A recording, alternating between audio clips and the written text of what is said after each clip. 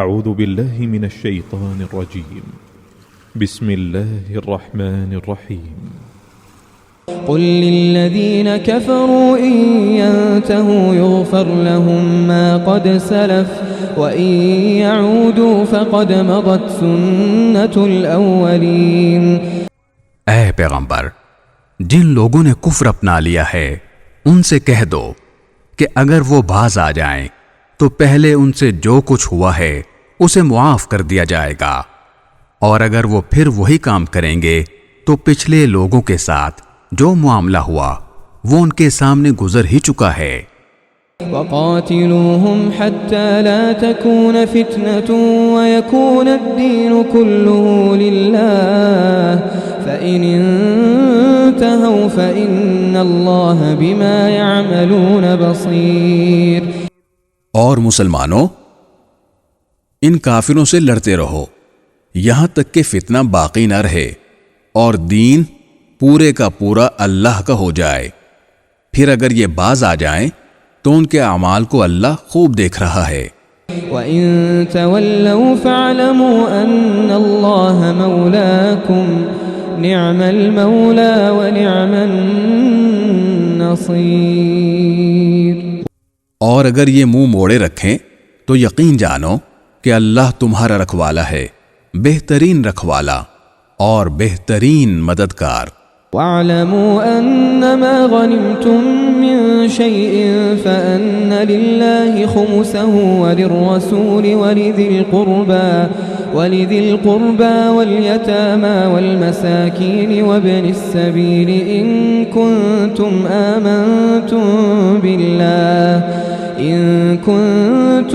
آمنتم بالله وما أنزلنا على عبدنا يوم الفرقان يوم التقى الجمعان والله على كل شيء قدير۔ اور مسلمانوں، یہ بات اپنے علم میں لے آؤ کہ تم جو کچھ مال غنیمت حاصل کرو اس کا 5واں حصہ اللہ اور رسول اور ان کے قرابت داروں اور یتیموں اور مسکینوں اور مسافروں کا حق ہے جس کی ادائیگی تم پر واجب ہے، اگر تم اللہ پر اور اس چیز پر ایمان رکھتے ہو جو ہم نے اپنے بندے پر فیصلے کے دن نازل کی تھی، جس دن دو جماعتیں باہم ٹکرائی تھیں، اور اللہ ہر چیز پر قادر ہے۔ اذ انتم بالعدوة الدنيا وهم بالعدوة القصوى والركب اسفل منكم ولو تواعدتم لاختلفتم في الميعاد ولكن ليقضي الله امرا كان مفعولا ليهلك من هلك عن بينة ويحيى من حي عن بينة وَإِنَّ اللَّهَ لَسَمِيعٌ عَلِيمٌ۔ وہ وقت یاد کرو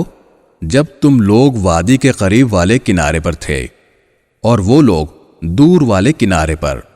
اور قافلہ تم سے نیچے کی طرف، اور اگر تم پہلے سے لڑائی کا وقت آپس میں طے کرتے تو وقت طے کرنے میں تمہارے درمیان ضرور اختلاف ہو جاتا،